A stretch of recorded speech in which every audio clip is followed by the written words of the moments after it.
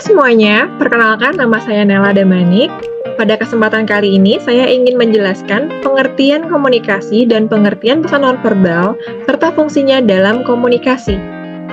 Untuk memenuhi UTS mata kuliah pengantar komunikasi digital di Universitas Cyber Asia, dengan dosen pengampu Bapak Muhammad Nur Ihsan, Esikom Emikom.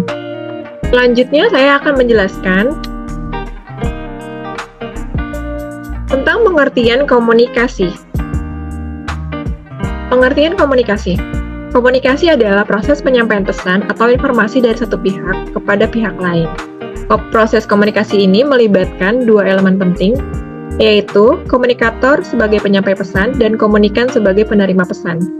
Komunikasi dapat terjadi dalam berbagai bentuk, baik secara lisan, tertulis, maupun nonverbal.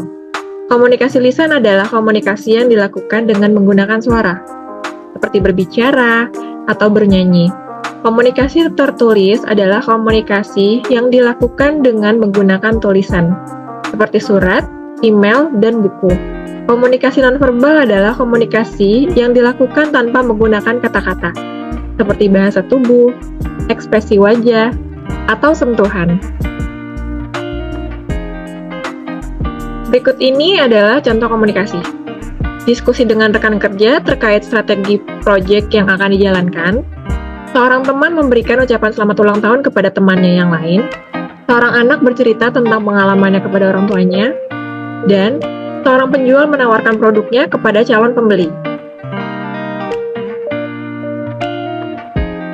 Berikutnya, saya akan menjelaskan pengertian pesan nonverbal.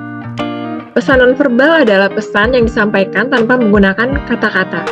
Pesan nonverbal dapat disampaikan melalui berbagai cara, seperti bahasa tubuh, ekspresi wajah, kontak mata, sentuhan, penggunaan objek, dan waktu. Berikutnya adalah fungsi pesan nonverbal yang memiliki berbagai fungsi dalam komunikasi. Antara lain, menguatkan atau menegaskan pesan verbal, menegaskan atau menyangkal pesan verbal, menggantikan pesan verbal, menyampaikan pesan yang tidak dapat disampaikan secara verbal.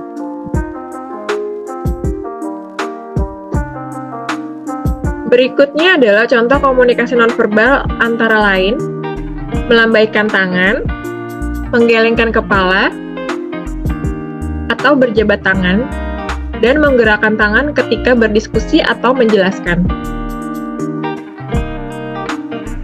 Apakah seseorang dapat berkomunikasi hanya dengan menggunakan pesan verbal saja? Secara singkat, tidak. Komunikasi verbal adalah komunikasi yang menggunakan kata-kata, baik secara lisan maupun tertulis. Komunikasi verbal hanya dapat menyampaikan sebagian dari pesan yang ingin disampaikan. Pesan nonverbal seperti bahasa tubuh, ekspresi wajah, dan kontak mata penting untuk melengkapi pesan verbal. Selanjutnya, apa yang disebut dengan komunikasi yang baik dan efektif? Komunikasi yang baik dan efektif, komunikasi yang adalah dapat menyampaikan pesan dengan jelas, tepat sasaran, dan dapat dipahami oleh penerima pesan. Ciri komunikasi yang baik dan efektif seperti jelas, tepat sasaran, dan efektif. Ciri komunikasi yang jelas seperti pesan yang disampaikan harus jelas dan mudah dipahami oleh penerima pesan.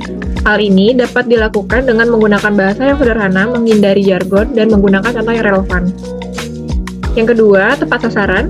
Pesan yang disampaikan harus sesuai dengan tujuan komunikasi.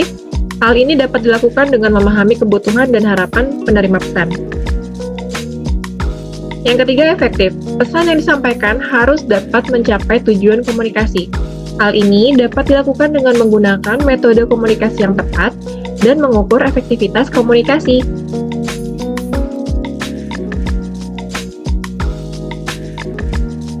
Selanjutnya, kapan dan mengapa kita memerlukan komunikasi yang baik dan efektif? Kita memerlukan komunikasi kapan saja dan di mana saja, baik dalam kehidupan sehari-hari maupun dalam berbagai bidang kehidupan lainnya. Komunikasi diperlukan untuk menjalin hubungan dengan orang lain, menyelesaikan masalah, dan mencapai tujuan. Apa tantangan terbesar untuk menciptakan komunikasi yang baik dan efektif? Berbagai macam tantangan komunikasi, salah satunya seperti menciptakan komunikasi yang baik dan efektif adalah perbedaan persepsi. Setiap individu memiliki persepsi yang berbeda terhadap dunia yang dapat mempengaruhi cara mereka memahami dan menanggapi pesan.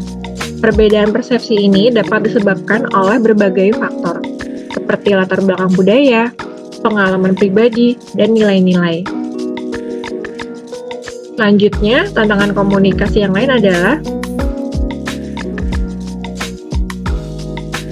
bahasa adalah alat komunikasi yang kompleks dan dapat menimbulkan kesalahpahaman jika tidak digunakan dengan benar.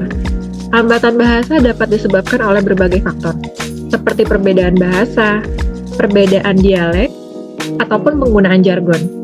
Tantangan lainnya adalah gangguan. Gangguan dapat disebabkan oleh berbagai faktor, seperti kebisingan, distraksi, atau kelelahan.